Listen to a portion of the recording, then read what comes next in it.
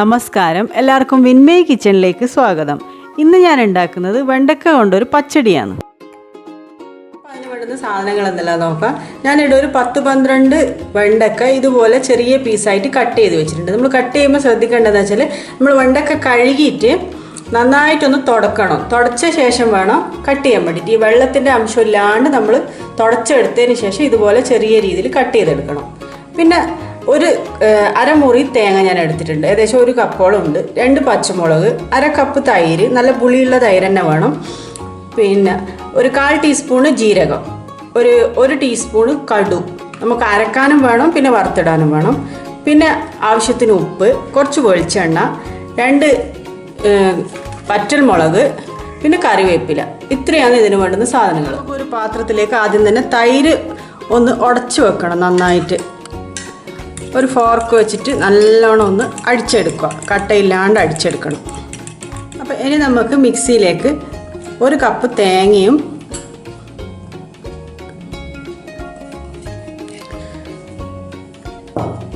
പിന്നെ ജീരകം 1/2 ടീസ്പൂണിൽ അടുപ്പിച്ചിട്ട് കടുക്, പിന്നെ 2 പച്ചമുളക്, ഇതൊന്ന് കുറച്ച് ഒരു 2 ടേബിൾ സ്പൂൺ, ഒരു 2-3 ടേബിൾ സ്പൂൺ വെള്ളം ഒഴിച്ചിട്ട് നമുക്കൊന്ന് അരച്ചെടുക്കണം ഇത്. അപ്പോൾ ഞാൻ തൈര് നന്നായിട്ട് അടിച്ചു വെച്ചിട്ടുണ്ട്. മിക്സിയിൽ ഇത് നല്ലോണം അരച്ചിട്ടുണ്ട് നമ്മൾ തേങ്ങയെല്ലാം കൂടി. അപ്പോൾ ഇതിലേക്ക് ഒഴിച്ചു കൊടുക്കാം. അരപ്പിൻ്റെ കൂടെ തന്നെ നമുക്ക് കുറച്ച് ഉപ്പും കൂടി ഇട്ടിട്ട് നന്നായിട്ടൊന്ന് ഇത് മിക്സാക്കി കൊടുക്കാം. അപ്പോൾ ഈ അരപ്പും തൈരും കൂടി നന്നായിട്ട് മിക്സാക്കി വെച്ചിട്ടുണ്ട് ഞാൻ. ഇനി നമുക്ക് ഈ വെണ്ടക്ക ഒന്ന് ഫ്രൈ ചെയ്തെടുക്കണം. ഞാനിവിടെ ഒരു പാത്രം വെച്ച് ചൂടാക്കിയിട്ട് ഒരു 2-3 ടേബിൾ സ്പൂൺ എണ്ണ ഒഴിച്ചിട്ടുണ്ട്. ഞാൻ അധികം എണ്ണ എടുക്കുന്നില്ല, ഡീപ്പ് ഫ്രൈ ആയിട്ട് ചെയ്യുന്നില്ല, ഷാലോ ഫ്രൈ ആണ് ചെയ്തെടുക്കുന്നത്. അപ്പോൾ നമുക്ക് ഈ വെണ്ടക്ക ഇതിലിട്ട് കൊടുക്കാം. അപ്പോൾ ഇതൊന്ന് ഇടക്കിടക്കൊന്ന് ഇളക്കി കൊടുത്തിട്ട് ഇതൊന്ന് മൊരിച്ചെടുക്കണം. ഉപ്പ് ഈ സമയം ഇടണ്ട, ഒന്ന് ചൂടായി ഒന്ന് ഇതായി വരുമ്പോൾ നമുക്ക് കുറച്ചൊന്ന് വാടി വരുമ്പോൾ നമുക്കിതിലേക്ക് കുറച്ച് ഉപ്പിട്ട് കൊടുക്കാം. അപ്പോൾ കുറച്ചൊന്ന് മൊരിഞ്ഞ് വരുന്നുണ്ട്. ഇത് നമുക്ക് ഈ സ്റ്റേജിൽ കുറച്ച് ഉപ്പിട്ട് കൊടുക്കാം. ഇതിലേക്ക് നന്നായിട്ടൊന്ന് വഴറ്റി കൊടുക്കണം.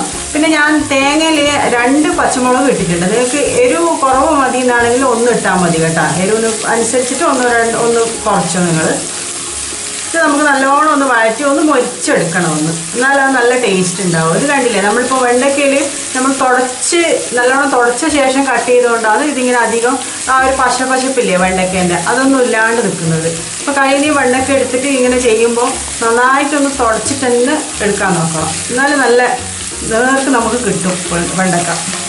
അപ്പോൾ വെണ്ടക്ക ഇട്ടിട്ട് ഞാനൊരു 4 മിനിറ്റോളം നന്നായിട്ടൊന്ന് ഇതുപോലെ വഴറ്റിയെടുത്തിട്ട് ഇങ്ങനെ മൊരിച്ചെടുത്തിട്ടുണ്ട്. 4 മിനിറ്റ് കൊണ്ട് തന്നെ ഏകദേശം നമുക്ക് ഇതുപോലെ ആയി കിട്ടും. എണ്ണയൊന്നും അധികം കുടിച്ചിട്ടില്ല, കണ്ടില്ലേ, ഇതാ എണ്ണയെല്ലാം അങ്ങനെ തന്നെ ഉണ്ട്. അത് നല്ലോണം വെള്ളമില്ലാണ്ട് എടുത്തുകൊണ്ടാണ് ഇതുപോലെ കിട്ടിയത് നമുക്ക്. അപ്പോൾ നമുക്കിത് നമ്മളെ മിക്സ് ചെയ്ത് വെച്ച കൂട്ടിലേക്ക് ഇട്ട് കൊടുക്കാം.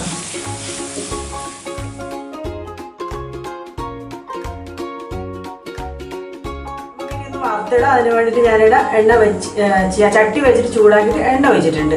ഞാനിവിടെ ഈ വെണ്ടക്ക വറുത്ത അതേ എണ്ണയിൽ എടുത്തിട്ടുണ്ട് കേട്ടോ, വേറെ എണ്ണയൊന്നും എടുക്കാമെന്ന് വെച്ചില്ല. നമുക്കിനി കടുക് ഇട്ട് കൊടുക്കാം. കടുക് പൊട്ടിയിട്ടുണ്ട്, നമുക്ക് കായ്മുളക് ഇട്ട് കൊടുക്കാം. നമുക്ക് കറിവേപ്പില ഇട്ട് കൊടുക്കാം.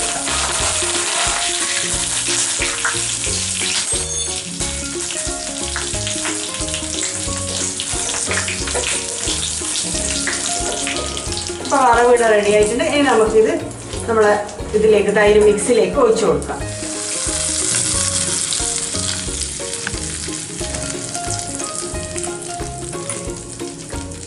അപ്പോൾ നമ്മളെ വെണ്ടക്ക പച്ചടിയുടെ റെഡി ആയിട്ടുണ്ട്. ഇതിന് വെണ്ടക്ക, ചില നാട്ടിൽ വെണ്ടക്ക കിച്ചടി എന്നും പറയും. നമ്മുടെ നാട്ടിലല്ല ഇതിന് വെണ്ടക്ക പച്ചടി എന്നാണ് പറയുക. നമ്മൾ കണ്ണൂരാണ്, അപ്പോൾ കണ്ണൂർ ഭാഗത്തല്ല ഇതിന് പച്ചടി എന്നാണ് പറയുക. അപ്പോൾ എല്ലാവരും ഇതിൻ്റെ രീതിയിലൊന്ന് ട്രൈ ചെയ്ത് നോക്കണം. നല്ല ടേസ്റ്റാണ്. സദ്യക്കെല്ലാം ഒഴിച്ചുവിടാൻ പറ്റാത്ത ഒരു കറി തന്നെയാണിത്. അപ്പോൾ എല്ലാവരും ഒന്ന് ട്രൈ ചെയ്ത് നോക്കണേ.